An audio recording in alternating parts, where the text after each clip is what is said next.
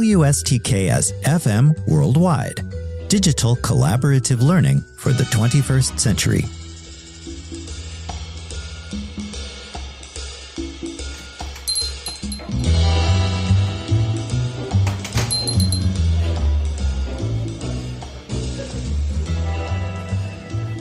Hello again, everyone, and welcome to the Collaborative Café Summer 2025 edition, a podcast series for college and university instructors on how to help students cultivate key 21st century skills regardless of course focus or modality. My name is Stokes Schwartz, and I'm a professor in the Center for Integrative Studies in the Arts and Humanities here at Michigan State University. Join me for a few minutes at our usual table by the front window with your preferred beverage for a look at how we might cultivate civil discourse, a highly relevant 21st century skill that will help our students navigate learning team collaboration, their future lives, and careers. Ready? Then here we go. First of all, why take steps at all to cultivate greater civility in the college or university classroom? Let's think about it for a moment. In today's highly politicized socio-political landscape, civil discourse at times seems like a relic of the distant past. But active cultivation of the practice among our students is critically important nonetheless. Social media algorithms reward outrage over understanding, or more accurately, misunderstanding. At the same time, public figures likewise model winning through dismissive aggression rather than reasoned exchange. This type of environment can lead many students to retreat into unchallenged ideological bubbles, undermining education's fundamental purpose. But the need for civility transcends any single political moment in time and represents an essential part of educational development. Beyond its societal value, cultivating greater civility constitutes a crucial professional skill that employers consistently prioritize. The ability to engage productively with diverse points of view, navigate disagreement without alienation, build consensus across differences, and separate intellectual critique from personal attack represents a form of social intelligence that is indispensable in the 21st century. These capabilities prove valuable regardless of political affiliation or intended career path. After a quick break, we'll resume our conversation on the importance of cultivating civil discourse among our students.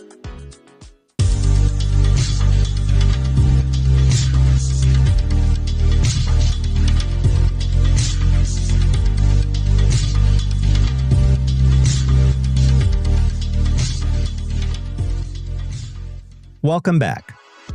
To continue our discussion of why college and university instructors should work to cultivate the practice of civil discourse among their students, keep in mind that our classrooms offer perhaps the last structured environment where young minds can develop these skills before entering professional settings where the stakes are appreciably higher. Small learning teams provide an ideal setting for that. The environment is intimate enough for accountability, yet diverse enough for meaningful difference, transforming potentially divisive moments into powerful learning opportunities.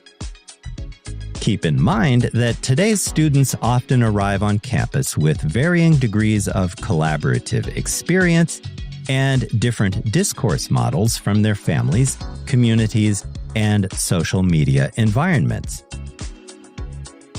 Framing civility as intellectual courage rather than mere politeness has the potential to resonate more effectively with these students. Civil discourse requires bravery to engage with challenging ideas, the vulnerability to examine one's own views and have them questioned by others, and the discipline to respond thoughtfully rather than reactively. When we position these capabilities as markers of intellectual growth rather than simply being nice, students are more likely to view the cultivation of civility as an aspirational scholarly attribute, a 21st century competency, if you will, that is worth developing rather than an arbitrary behavioral constraint.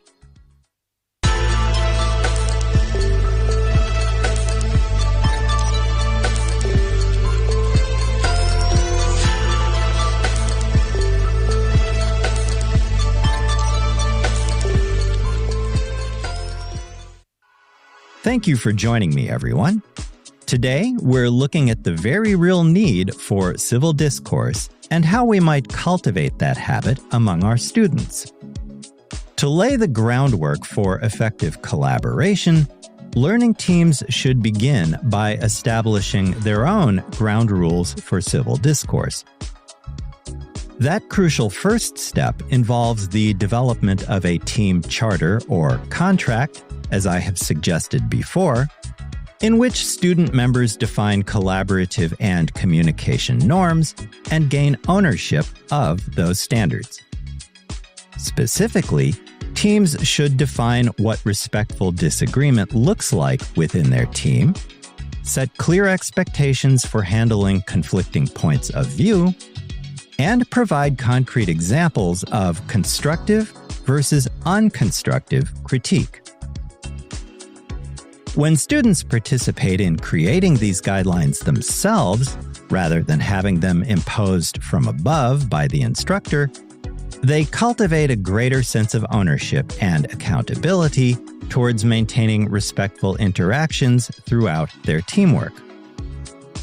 Next, it's important to realize that those of us at the head of the classroom or lecture hall can significantly influence student comprehension and practice of civil discourse by actively modeling it in our own teaching practices, both within and outside of formal settings. Keep in mind that students keenly observe not only how we professors navigate challenging topics and disagreements during class, but also during office hour or maybe online forum interactions. Instructors can model respectful academic discourse in several powerful ways. We can consistently acknowledge valid points from various perspectives. In addition, we should take care to separate ideas from the individuals who present them. We can also employ constructive language. For example, I see your point, but I'd like to add, fill in the blank, rather than using dismissive phrases about ideas with which we don't agree.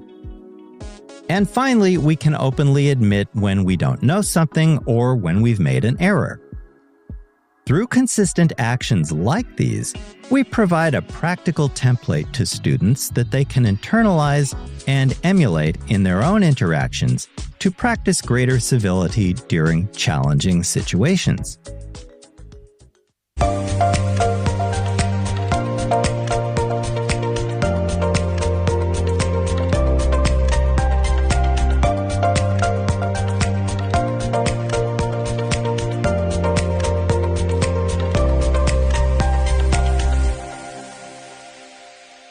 Hello again, everyone, and thanks for sticking with me. As we move toward the final part of our discussion today, let's explore two more strategies that we can employ to help college and university students improve their skills when it comes to the practice of civil discourse. We should perhaps remember that many students haven't had explicit instruction in productive disagreement, making it important to teach that communication skill to them now. Active listening techniques, such as paraphrasing before responding to ensure understanding, is a vital part of that goal.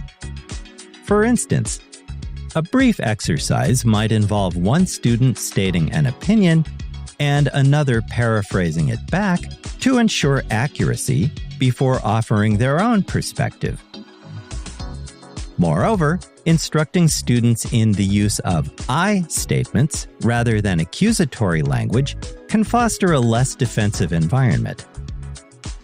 A simple role-playing scenario could present a conflict, asking students to rephrase accusatory you statements into more constructive I statements.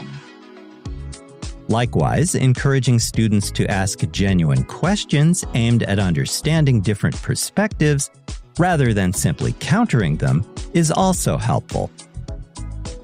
Finally, equipping students with strategies to recognize and manage their emotional responses during intellectual debate provides them with a practical toolkit for navigating difficult conversations in a more productive way.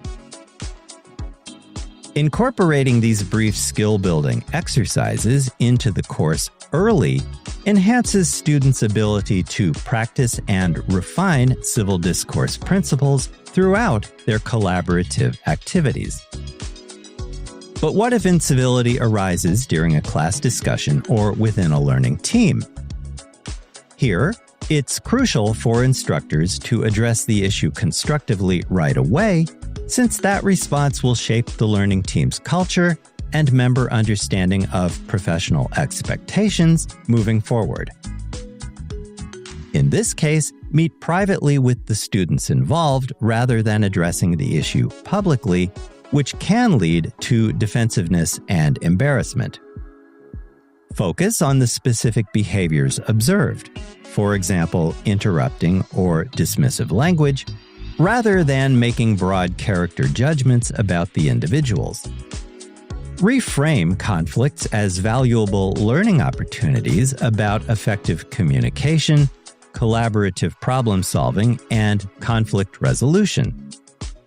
Take care, too, to maintain the student's dignity, but underscore the importance of maintaining the standards for civil discourse. Implementing these approaches consistently not only will clarify expectations for respectful interaction within the particular course, but it also demonstrates that engaging civilly with diverse perspectives is a vital skill for both academic success and navigating the complexities of future professional environments where teamwork and respectful communication are expected.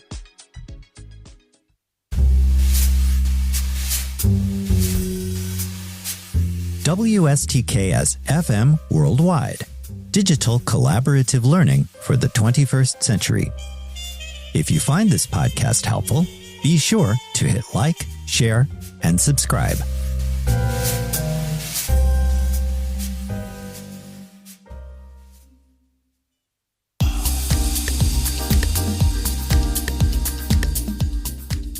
Before we wrap up today's program, let's quickly review the importance of cultivating civil discourse among our students and 4 steps we can take to do that.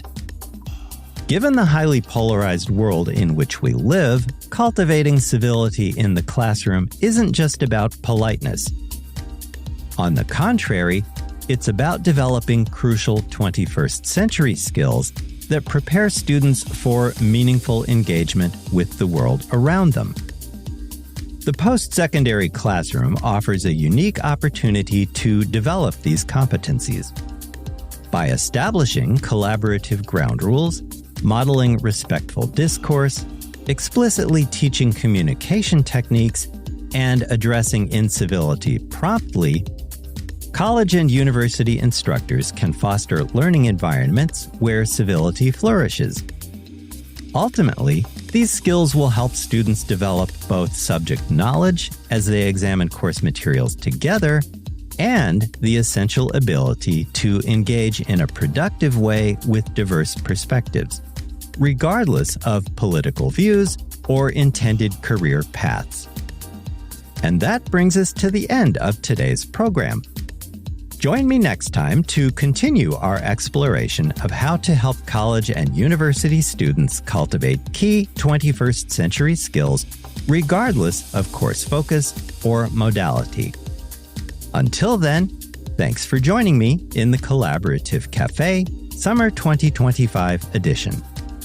My name is Stokes Schwartz, and I'll talk to you again soon. Until then, have a healthy, safe, and productive week. With special regards from Onyx, the cat what am. Bye for now.